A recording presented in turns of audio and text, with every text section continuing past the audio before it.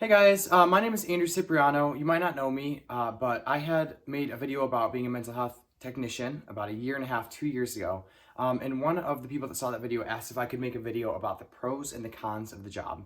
So just as a quick little backstory, yeah, my name is Andrew. I'm 27 years old. I was a mental health technician for about a year and a half, a little longer than a year and a half at one hospital in Michigan.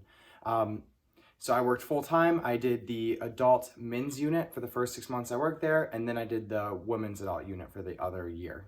All right, so I really vividly remember when I was first getting the job, I was looking online for like resources to look for people who had experience in mental health technician jobs, and it was really hard to find information. So that's why I made the first video about what the job actually was. And I'll kind of recap on that too, so anybody kind of doesn't know what it is or is looking into the job has some information. So at my hospital, the mental health technician, pretty much we would do rounds is like the most important thing. Every 15 minutes we would go to make sure every single patient was okay and on the unit still and literally like okay, breathing. So we did that. That was a large part of our job. We also ran groups. We did the most face-to-face interaction with patients out of the whole hospital, that job for sure. We made sure the patients were fed. We made sure that they had everything they needed, like toiletries and stuff to sleep with. We made sure the rooms were relatively clean. We pretty much were like the miscellaneous catch-all for the patients, but the most important thing I said that we did was rounds, and that was definitely the most important part of our job. All right, so I'm gonna start with the pros. I think it's good to start with the good things about the job, and then I'll move over to the cons. So, and this is all personal experience, right? I worked in one hospital, it was a private hospital, and I spent a year and a half at the same hospital. I have no other experience in different psych hospitals, so kind of take it with a grain of salt. If you can find other people who have different experiences, learn from them as well. But my experience was overall good with this job. I stayed for a year and a half for a reason. I really, really liked the job. The pros, I think, so let's do the pro number one. You get patient interaction like no other person in the hospital. That was a huge pro for me. I was trying to figure out if I was going to go into clinical psychology, and that was the perfect job, in my opinion, to figure that out. So that's a pro, is that you get tons of patient experience and interaction. You can talk to them all day long, figure out what they're going through. You get a ton of like firsthand experience with mental illnesses of all different kinds. And you get to just meet a ton of different people from all different walks of life that are all going through different things and learn a ton from all of them. So that was number one, is like a fantastic experience, especially if you're not sure or not, if you want to go into mental health, great place to start. Number two, the job was very flexible and I had as many or as few hours as I wanted to work. So literally I could make $400 a week working part-time, or I could make like $2,000 a week working a ton of hours and getting incentives. So like that was awesome. It was totally flexible. I could take time off when I wanted. The hours were good. My shift was 7 a.m. to 3 p.m. or 3 p.m. to 11 p.m. depending on the time of the year I worked. And I got paid $17 an hour, just in case anybody wants to know. That's what I got paid. And it was like decent money. And it was also, again, really flexible. So I went to school full-time online while I had the job, and it was great. Another pro for my job, and this is my favorite part of the job personally, was that I got to do groups. I don't know if every single hospital would have the technicians running groups, but I got to do them at my hospital, and I got to do them on pretty free range. They gave me a general topic like coping or discharge planning or like relapse prevention, and I got to run the group however I wanted to. That was a really good experience to me. Right now, I've decided I'm going into life coaching, and I want to do groups like that, like up in front of people, big, hard-hitting groups on really difficult topics, and that was just like such meaningful experience to me. I used to go home and like prep groups outside of work and come in with it all prepped, and it was just really nice. So that was definitely something I enjoyed about the job. Number four, the pros. I had fantastic coworkers. I know every hospital is different and every staff is going to be different, but in general, with my experience in mental health, is that people get into mental health that actually do want to help people. And I met so many amazing people that were caring and compassionate and like the perfect person to be in the role that they were in. And I just have a lot of friends from the hospital I still talk to, and it was a really, really warm and friendly atmosphere. The reason that I stayed on the women's unit for over a year, I wanted to go to the mixed unit upstairs and try the guys and girls unit, but I had a really tight-knit group of friends and coworkers that was just really a good environment for us and for the patients, and I didn't want to lose that, so I stayed on the women's unit for the last year of working there. All right, and then the last pro I'm going to throw in here is that you get so much experience seeing what mental health care is like in general. I know the first pro was you get patient experience and see mental health issues, and now the fifth thing is mental health care.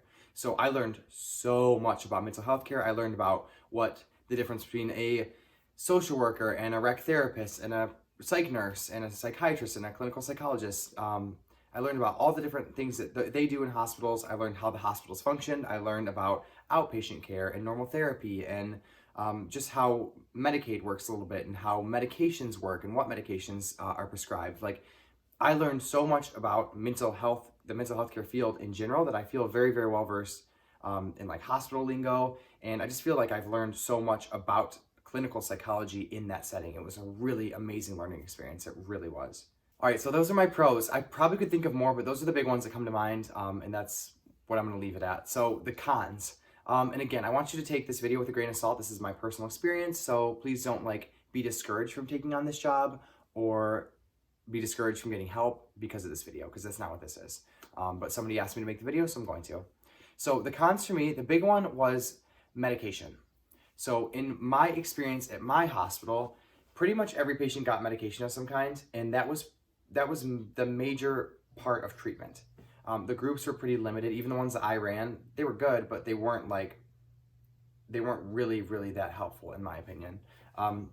They're pretty basic, and in my opinion, if you go to a psych hospital, that's like the most intensive form of treatment you can get. You should be getting more therapeutic groups and more one-on-one therapy. They did not have one-on-one therapy at my hospital.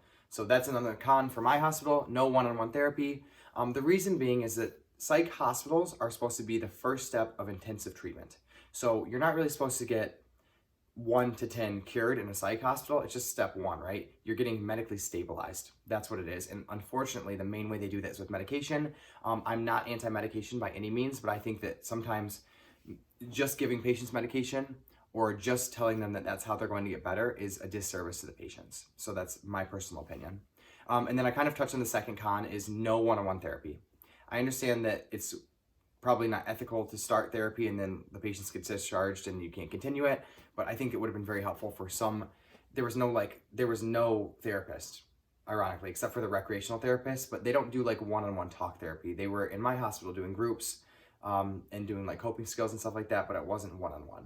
So another part of the job I did not care for is just involuntary care is really difficult. People don't want to be there. They're there illegally a lot of the times.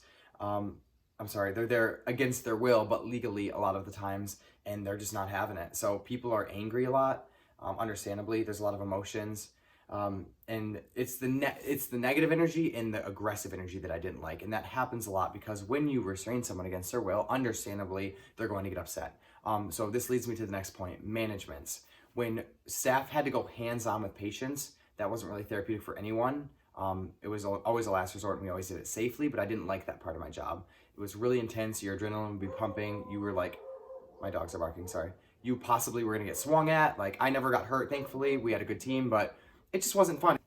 All right, and this brings me to my final con about the job, is that you are, as a technician, pretty much the bottom on the totem pole of getting the shit stick. Like, you get treated like you're at the bottom. The psych nurses kind of are higher up on the hierarchy than you.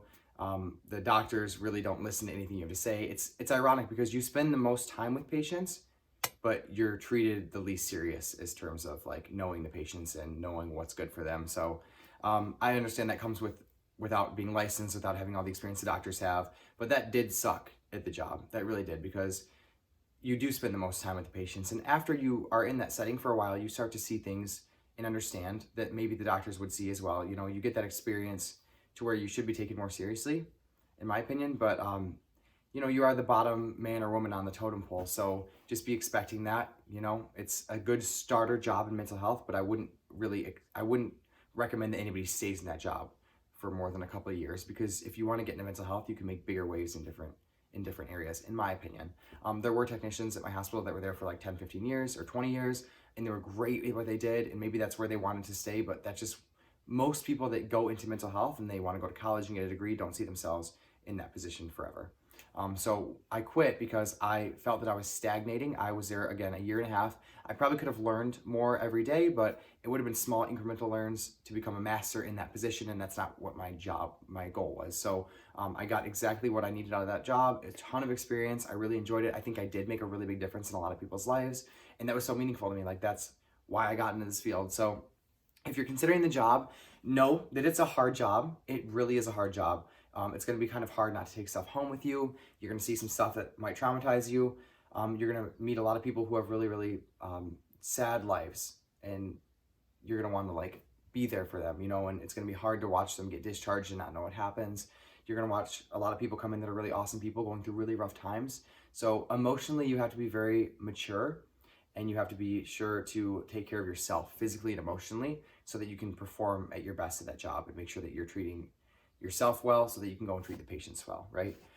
It's a great job. I would never have traded my time at all for that experience. Like, I cannot say how much I learned about mental health issues, the mental health field, medications, like even medicine and the hospital life.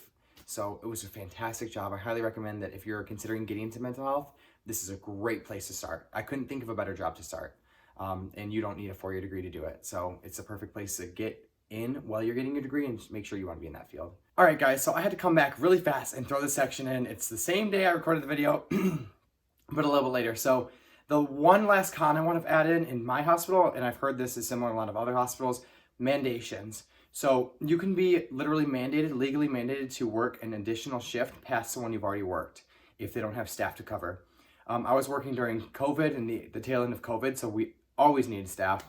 So like you would work not 8 hours, but 16, and you would have nothing that you could do about it. It was supposed to happen like a couple times a year, but since it was so bad with the staffing, it was literally happening like once a week.